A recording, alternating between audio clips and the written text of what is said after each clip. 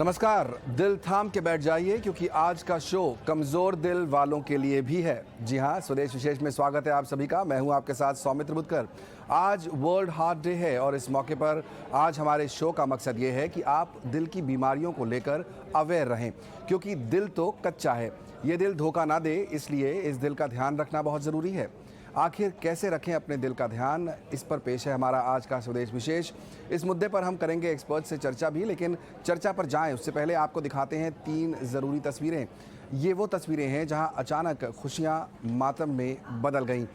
एकदम ठीक ठाक लोग हार्ट अटैक का शिकार हो गए। पहली तस्वीर 1 सितंबर की है, जहां बरेली में 45 साल के प्रभात अपनी बर्थडे पार्टी में डांस कर रहे थे और अचानक उनको हार्ट अटैक आया। मौके पर लोगों को कुछ देर के लिए लगा कि युवक एक्टिंग कर रहा है, मगर जब थोड़ी देर के लिए वो नहीं उठे तो लोग उनके पास पहुंचे और पता चला कि उन्हें हार्ट अटैक आया है, जिसके बाद उनकी मौत हो गई। दूसरी तस्वीर 6 सितंबर की है, जहां महाराष्ट्र के कोल्हापुर में एक पेशेंट को डॉक्टर के सामने ही हार्ट अटैक आया। डॉक्टर ने देखते ही मरीज का फर्स्ट एड किया, इससे मरीज की जान बच गई। तीसरी तस्वीर 8 सितंबर की है, जहां जम्मू कश्मीर में एक कलाकार की स्टेज परफॉर्मेंस के दौरान हार्ट अटैक के चलते अचानक मौत हो गई। यहाँ 20 साल के योगेश गुप्ता नाचते नाचते गिर गए। लोग ताली बजाने लगे, लेकिन बाद में पता चला कि उनकी मौत हो चुकी है।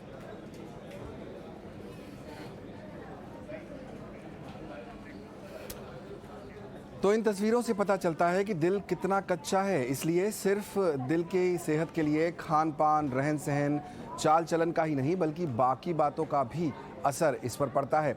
एक थ्योरी है कि अगर आप किसी से प्यार करते हैं या फिर आपसे कोई प्यार करे और आपसे प्यार से बात करे तो आपको उसके साथ शांति मिलती है, आपका बीपी कम होता है। एक रिसर्च ये भी कहती है कि शादीशुदा लोग जो हैं वो दिल की बीमारी से कुंवारे लोगों की तुलना में जल्दी रिकवर होते हैं। ये भी बात है कि पुरुषों का दिल महिलाओं की तुलना में जल्दी ठीक होता है। कहने का मतलब ये है कि हमारे आसपास दोस्त, नातेदार, ऑफिस के साथियों के साथ रिश्ते दिल की सेहत के लिए काफ़ी अहम होते हैं। यहाँ तक कि हमारा किचन गार्डन, पेड़ पौधे और पालतू जानवर से लगाव भी दिल को हेल्दी बनाते हैं।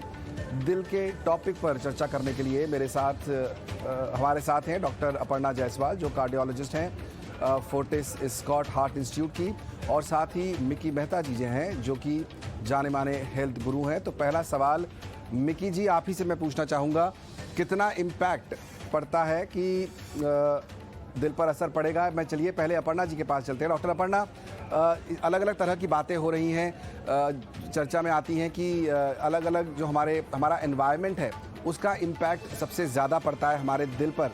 क्या कहना है आपको, क्या कहती है मेडिकल साइंस? जी, मैं आपको ये बताना चाहूँगी कि हमारे दिल के ऊपर कई सारे इम्पैक्ट पड़ते हैं। हाई ब्लड प्रेशर का होना, डायबिटीज़ का होना, स्मोकिंग का होना, कोलेस्ट्रॉल का होना, अल्कोहल का होना और साथ ही साथ एनवायरनमेंट के जो एक्सटर्नल स्ट्रेसेस हैं, उससे भी कंट्रीब्यूशन काफ़ी ज़्यादा हो जाता है। तो ये सब मिल करके हमारे हार्ट को कमज़ोर करते हैं और उसके कारण से हमारे हार्ट अटैक हो सकते हैं and it can culminate in sudden cardiac death. ये भी बात है कि जब लोग हमसे अच्छे से बात करते हैं और हमें अच्छा लगता है, लोगों की भावनाएं जो हैं वो भी इम्पोर्टेंट रोल प्ले करती हैं। इमोशंस कितना बड़ा फैक्टर प्ले करते हैं एक हेल्दी हार्ट के लिए? जी, ये देखा गया है कि पहले हम केवल यही सोचते थे कि हाई ब्लड प्रेशर होना या डायबिटीज होना या कोलेस्ट्रॉल से ही प्रॉब्लम आती है। अब देयर इज इनफ एविडेंस कि अगर हमारे पास स्ट्रेसर्स हैं, इमोशनल स्ट्रेसेस हैं, इनसे भी दिक्कत आती है, क्योंकि जब भी हम स्ट्रेस में होते हैं हमारा हार्ट रेट बढ़ जाता है। इनफैक्ट वुमेन में तो एक स्पेशल डिजीज मानी जाती है कि इमोशनल स्ट्रेस से उनको हार्ट फेलियर भी हो सकता है। तो इमोशनल स्ट्रेस को कभी भी नजरअंदाज ना किया जाए। It has a very big role to play in a healthy heart. Correct, okay, बिल्कुल। कई सारे फैक्टर्स जो आपने बताया, उसके साथ इमोशनल फैक्टर भी बहुत इंपॉर्टेंट होता है। और यहाँ पर हम लोग जब बात कर ही रहे हैं इसी के, तो जैसा कि चर्चा चल रही है, रिश्ते बिगड़ते हैं तो ब्रोकन हार्ट सिंड्रोम नाम की हार्ट डिजीज़ ऐसी कंडीशन भी बन सकती है जो आपके दिल के लिए ख़तरनाक होती है। इससे ठीक होने में कुछ हफ्तों से लेकर कुछ महीनों तक का वक्त लगता है। ये कंडीशन महिलाओं में ज़्यादा कॉमन है और ऐसी टेंशन दिल की बीमारियों की वजह बन जाती है। एक रिपोर्ट के मुताबिक डिप्रेशन से जूझ रहे 80% लोग नए हृदय रोग के शिकार बन सकते हैं। तो सवाल यह है कि टूटे हुए दिल को तनाव से बचाने के लिए ऐसी कौन सी आदतें हैं जो रोज़मर्रा शुमार की जा सकती हैं और किस हद तक इससे फ़ायदा मिलेगा। डॉक्टर अपर्णा, अगर मैं आप ही से पूछूं, क्योंकि आजकल लाइफस्टाइल काफ़ी हद तक चेंज हो गया है और लोगों को जो है डे टू डे स्ट्रेस बहुत ज़्यादा बढ़ गया है, उसका कितना बड़ा रोल है और क्या प्रिलिमिनरी स्टेप्स उठाए जा सकते हैं इससे बचने के लिए? जो आपने बोला हमारी लाइफस्टाइल, ये देखा गया है कि हार्ट डिजीज इंसान के लिए नई नहीं है। Ever since humans were made on this planet heart disease है, लेकिन हार्ट डिजीज बहुत बढ़ गई है। India is the capital of diabetes, high blood pressure. हर 3 से 4 आदमियों के में एक को डायबिटीज है, हाइपरटेंशन है। क्यों है ये? क्यों बढ़ा ये? हार्ट डिजीज अर्बन एरिया में 10% है। क्यों हुआ ये? Clearly, it is because of our lifestyle diseases, high blood pressure होना, डायबिटीज होना, बाहर का खाना खाना, स्मोकिंग करना, pollution in itself causes this, plus cholesterol का हाई होना, अल्कोहल की कंजम्पशन ज्यादा होना और उसके ऊपर स्ट्रेसफुल रहना। इन सब बातों को जब मिलाया गया, patients are at a very high risk of developing heart disease, and कई बार वो हाइपरटेंशन जो डायबिटीज हार्ट अटैक के साथ प्रेजेंट कर सकते हैं, और कई बार जो तस्वीरें आपने दिखाई सडन कार्डियक डेथ के साथ पहली बार प्रेजेंट कर सकते हैं। इसको नजरअंदाज करना नहीं चाहिए। We must look after our lifestyle diseases and act aggressively. ये सोचना कि मुझे नहीं होगा गलत है। हम सब इसके लिए रिस्क उठाते हैं and we must look after our risk factors very well. Age और जेंडर का भी फर्क पड़ता है डॉक्टर अपर्णा? किस तरह से हार्ट डिजीज किसको ज़्यादा इम्पैक्ट करती है? आजकल हम सुन रहे हैं कि 35, 40, 45 साल की उम्र में लोगों को हार्ट अटैक आ रहे हैं, जो लोग फिट भी रहते हैं, जो जिम जाते हैं। ताज़ा एग्जाम्पल हमारे सामने कुछ फिल्म स्टार्स का है, बॉलीवुड के एक्टर्स का है, जो फिट रहते हैं। फिट रहना उनका काम है, लेकिन उनको भी हार्ट की प्रॉब्लम होती है। एज और जेंडर ये कितना बड़ा फैक्टर प्ले करते हैं? ये आपने बहुत अच्छा सवाल उठाया ताकि जो हमारी ऑडियंस है इसे बेनिफिट कर पाए। तो पहले हम जेंडर को लेंगे। जेंडर में ये देखा गया है, पहले से हमको समझाया गया है कि women are protected from heart disease, but this is now a myth and it is changing. ये देखा गया है कि पहले जमाने में जो विमेन थी उनको हार्ट डिजीज मीनोपॉज के बाद आता था, बिकॉज मीनोपॉज के बाद बहुत तेजी से हमारे हार्ट की आर्टरीज में एथेरोस्क्लेरोसिस होती है। हाउएवर अब पूरा सिनेरियो बदल गया है because of several external factors. Young women को हाई ब्लड प्रेशर देखा गया, यंग विमेन में डायबिटीज देखा गया, यंगर विमेन को मीनोपॉज हो रहा है। इन सब चीजों को लेकर के ऐसा नहीं सोचना चाहिए कि यंगर विमेन मतलब कि 30 से 50 इयर्स में will not have heart disease. हम देखने लगे हैं कि यंग विमेन में भी हार्ट डिजीज की क्षमता बढ़ गई है। Plus, women में symptoms of heart disease can be very different. They may not come with significant, जो हम typical angina बोलते हैं कि सीने होना, ऐसा महसूस होना कि आपके सीने में पत्थर रखा है या बैंड बंधा हुआ है और वो पेन जॉ में आ रहा है। ये देखा गया है कि जेंडर डिफरेंसेस रहते हैं। विमेन में हो सकता है केवल नोजिया हो, केवल शोल्डर में दर्द हो, केवल प्रोफ्यूज स्वेटिंग हो। इन सब लक्षणों को इवन यंग विमेन में they must go and take an ECG. तो ये तो रहा हमारा जेंडर का। अब हम लाए सवाल एज का। जैसे हम देख रहे हैं कि यंग इंडिविजुअल है, फिट है, तो वो सोचते हैं कि उनको तो हार्ट डिजीज हो ही नहीं सकती। लेकिन हमने देखा young fit individuals while they were gymming in the gym, उनको भी सडन कार्डियक डेथ हुआ। तो ये क्यों हुआ? ये बहुत अहम है कि समझा जाए कि सडन कार्डियक डेथ जो होता है 90% of the time it is because of disease in the blood vessels of the heart, जिसको हम कोरोनरी आर्टरी डिजीज बोलते हैं। और मोस्ट इंपॉर्टेंट पॉइंट जो मैं बताने वाली हूँ, 50% ऑफ द पीपल जिनको सडन कार्डियक डेथ हुआ दे नेवर न्यू कि उनको डिजीज है ब्लड वेसल्स में। इसका मतलब क्या हुआ? इसका मतलब ये हुआ कि हम एक्सरसाइज करते हैं, हम जिम जाते हैं, इसका ये मतलब नहीं है कि हमको हार्ट डिजीज नहीं हो सकती। इसका मतलब ये है कि उन इंडिविजुअल्स को हार्ट डिजीज थी और उन्होंने कुछ ऐसी एक्सरसाइज करी जो कि उन्होंने अपने आप को एक्सटेंड करा और उस टाइम पर उनको उनका जो हार्ट अटैक हुआ और तुरंत खचाखच सडन कार्डियक डेथ हो गई।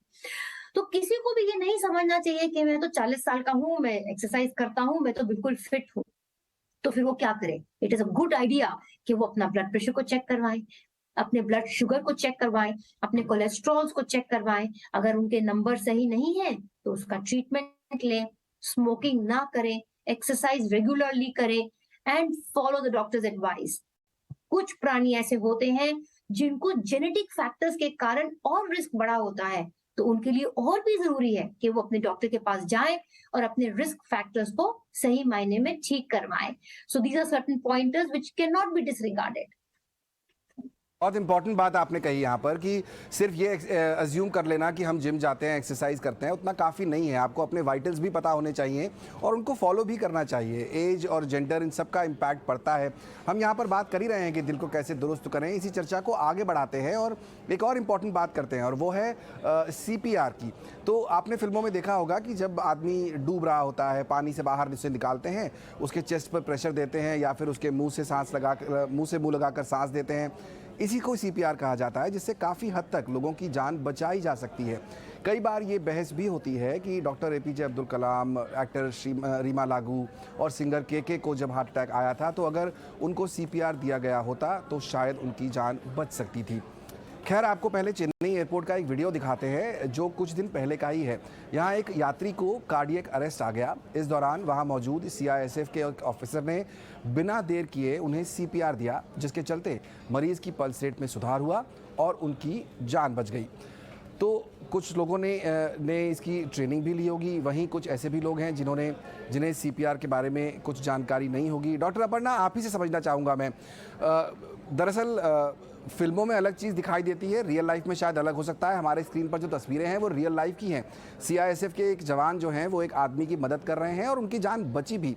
CPR कितना इंपॉर्टेंट है, क्योंकि एक स्टडी बताती है कि हमारे देश में बहुत कम परसेंटेज है, 10% से कम लोग हैं जो शायद जानते हैं कि CPR होता क्या है, कैसे करना चाहिए। अगर आपके घर में, आपके आसपास कभी कोई इमरजेंसी आए तो आप क्या करें, क्या होता है, अगर आप ये समझाएं और कैसे इसकी ट्रेनिंग ली जाए या कैसे आप इस्तेमाल कर सकें ताकि अपने आसपास अगर कभी ऐसी स्थिति में आप फंसें तो सामने वाले की मदद कर सकें।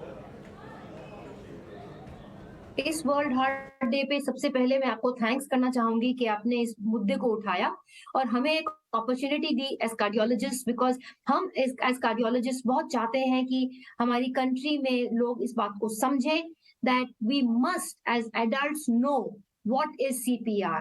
CPR stands for cardiopulmonary resuscitation. ये दो प्रकार के हम सीख सकते हैं, एक बेसिक लाइफ सपोर्ट और एक एडवांस्ड कार्डियक लाइफ सपोर्ट रहता है। बेसिक लाइफ सपोर्ट ऐसा है, अब मोर एंड मोर स्कूल्स में हम सिखाने लग गए हैं, पुलिस स्टेशंस में सिखाते हैं, RWAs को सिखा रहे हैं। बट इस पे 5 मिनट में चर्चा, उससे भी कम चर्चा करना चाहूंगी कि CPR होता क्या है।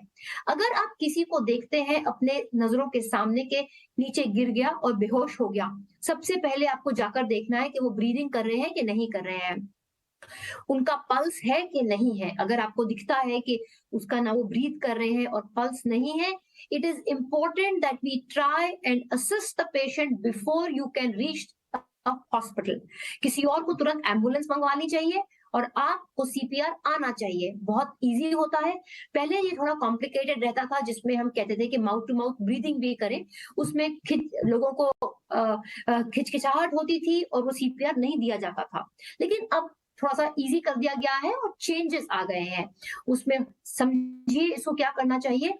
जो CPR देना चाहता है उसको अपने दोनों हाथों को क्लैस्प करना है, क्लैस्प करके अपने एल्बोज को स्ट्रेट कर देना है और पेशेंट के सेंट्रल बोन के ऊपर हमें अपने दोनों हाथों को एल्बोज को स्ट्रेट रखकर प्रेशर देना है। It is very simple. 1 minute में we should attempt to give 100 to 120 compressions। 1 minute में approximately 100 to 120 compressions on the chest wall of the patient। जब हम कंप्रेशन दें तो चेस्ट वॉल है कम से कम 1.5 से 2 इंच का डिप्रेशन होना चाहिए। क्यों?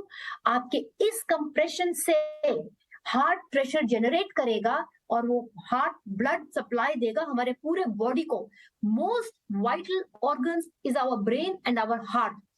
चंद सेकंड के लिए अगर इनको ब्लड नहीं मिलेगा वो प्रॉब्लम में रहेंगे। So we have to ensure that no point in time ऐसा ना हो कि उनको ब्लड ना मिले। ताकि उनको ब्लड मिले, हम सबको बेसिक CPR आना चाहिए। आजकल हम कोर्सेज चलाते हैं, हम मोटिवेट करते हैं कि सीखें। सो हाथों को क्लैस्प करिए, सेंट्रल बोन पे कंप्रेशन दीजिए 100 to 120 times in a minute with a depression of about 1.5 inch to 2 inches of your chest bone. It is as simple as that. कोई ना कोई आपका कॉलीग तुरंत एम्बुलेंस के लिए बुलाएं और पेशेंट को शिफ्ट किया जाए। अगर आप कुछ भी नहीं जानते हैं और ये भी नहीं करना चाहते हैं, आप चेस्ट पे थंब जरूर दीजिए। This in itself can have a profound impact. बिल्कुल, बहुत छोटी सी चीज़ है लेकिन इससे लोगों की जान बच सकती है। बहुत इंपॉर्टेंट बात आपने यहाँ कही डॉक्टर अपर्णा। हमारे साथ अब अर्जुन ठाकुर जी भी जुड़ रहे हैं जो एक जाने माने योग गुरु हैं और योगा हमारे देश में न सिर्फ पॉपुलर है बल्कि जाहिर तौर पर उसके कई फ़ायदे भी हैं। अर्जुन जी, बहुत बहुत स्वागत आपका भी कार्यक्रम में। हम लोग चर्चा यहाँ कर रहे हैं कि दिल को कैसे अपना स्वस्थ रखा जाए और स्ट्रेस आज की दुनिया में एक बड़ा चैलेंज है। जब आप दफ्तर जाते हैं, बड़े शहरों में आप ट्रैवल करते हैं, ट्रैवलिंग का स्ट्रेस होता है, अपने परिवार का स्ट्रेस होता है जी। योगा ने ये प्रूव किया है कि कैसे आप स्ट्रेस कंट्रोल कर सकते हैं। अगर मैं आपसे पूछूं कि क्या मदद क्या कहते हैं लोग कर सकते हैं, कौन से स्टेप्स ले सकते हैं योगा के ज़रिए जिससे उनका स्ट्रेस कम हो सके, कौन से होंगे? एक तो मॉर्निंग लेवल में ऐसा है सर कि जैसे हम बिफोर हमारा वर्क जो स्टार्ट कर रहे हैं मॉर्निंग में, तो क्या है मेन चीज कि हमारी पूरी बॉडी एक रिलैक्स मोड में होता है। तो उसी टाइम पे मॉर्निंग का एटमॉस्फेयर बहुत अच्छा रहता है शाम के टाइम से पहले। तो मॉर्निंग में हम ज्यादा से ज्यादा हमारे पास टाइम नहीं है तो बेसिक वार्म अप एक्सरसाइज है जैसे कि नेक रोटेशन से है, हैंड रोटेशन है, उसके साथ साथ मेन चीज है प्राणायाम। मेरी आवाज आ रही है सर? बिल्कुल। या प्राणायाम प्राणायाम कर सकते हैं हम मॉर्निंग के टाइम पे, जैसे अनुलोम विलोम प्राणायाम है, भस्त्रिका प्राणायाम है, कपालभाति है, ये सब चीजें कर सकते हैं। तो बेसिक में आपको बता दूं कि प्राणायाम करने से पहले हमारा पेट साफ होना चाहिए, पेट मेन चीज है। दूसरा, हम पूरे फ्रेश होके खुली हवा के नीचे बैठ के और मुलायम कपड़े पहन के ये प्राणायाम कर सकते हैं। प्राणायाम करने से हमारी जो इंटरनल जो हमारे लम्स है वो लम्स पावरफुल बनते हैं और हमारी जो आफ्टर कोविड जो सभी लोगों की जो बॉडी के अंदर जो कुछ ना कुछ सिम्टम्स, थोड़ी बहुत डिसीज आ गई है ना, तो वो हम उससे दूर हो सकते हैं। प्राणायाम योग से पहले प्राणायाम करने से हमारे पास टाइम नहीं है तो हम ज्यादा से ज्यादा उनको हमारी हेल्थ को इम्प्रूव कर सकते हैं और फिट हो सकते हैं। प्राणायाम जैसे अनुलोम विलोम प्राणायाम है तो हम लेफ्ट साइड से इनहेल करेंगे, उस टाइप पे राइट साइड हमारी बंद रहेगी, उस साइड से लेफ्ट साइड से इनहेल करना है, लंबी सांस लेनी है और भरनी है धीरे धीरे। फिर दोनों साइड को हम बंद करेंगे, दाहिने और बाइने साइड से हम बंद करेंगे और सांस को अंदर रोकेंगे। उसके बाद राइट साइड से यानी सांस को धीरे धीरे छोड़ेंगे, फिर वहां से भरेंगे सांस, फिर दोनों को बंद करके वापस रोकेंगे सांस को।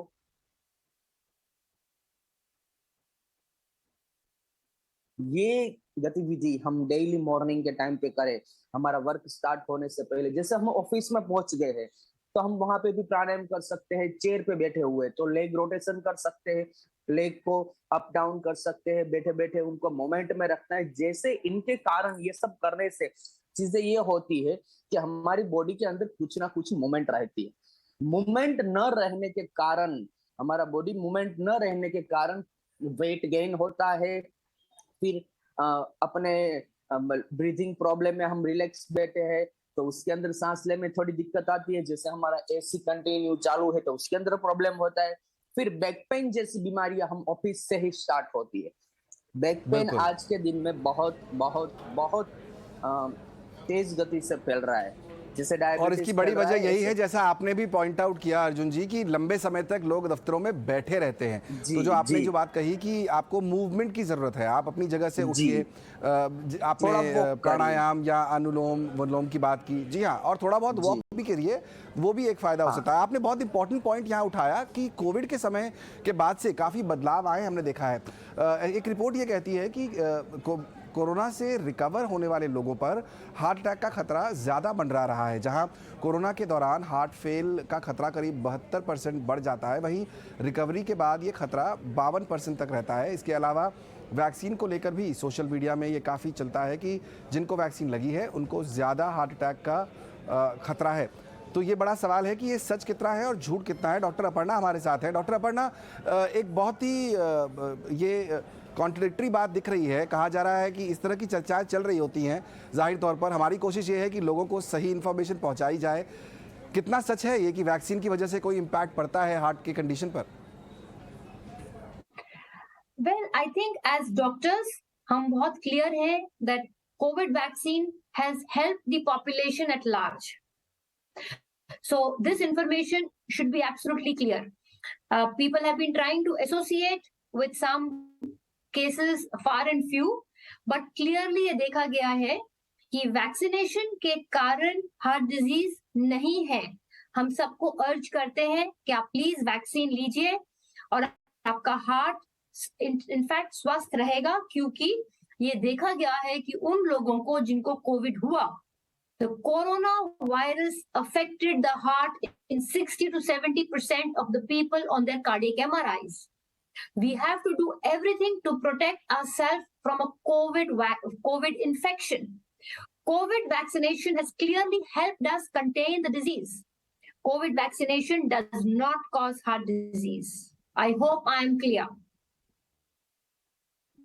बिल्कुल बिल्कुल क्लियर। आपने बहुत अच्छे से समझा भी दिया कि कोई मतलब ज़रूरी कोई कनेक्शन नहीं करना चाहिए, गलत है। कई तरह की चीज़ें इसमें चल रही होती हैं इस समय। इंटरनेट का ये एक तरह से नुकसान ही कहेंगे, लेकिन इंपॉर्टेंट बात जो निकल के आई पूरे डिस्कशन से वो ये कि आपकी बॉडी को एक्टिविटी की ज़रूरत है।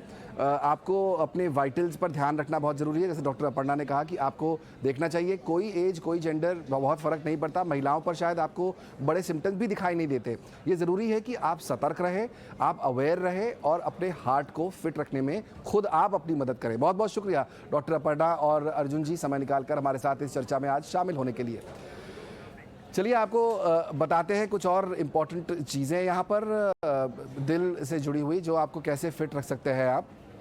तो दिल को खुश रखने के लिए आपको अपना जन्मदिन भी मनाना चाहिए। जी हाँ बहुत बहुत शुक्रिया पूरी टीम को मैं देना चाहूँगा। तो आज चलिए टीम की तरफ से मुझे जन्मदिन की शुभकामनाएं दी आपने, बहुत बहुत शुक्रिया। मैं फिलहाल इस शो को यही समेटूंगा और आप बने रहिए ईटीना स्वदेश के साथ।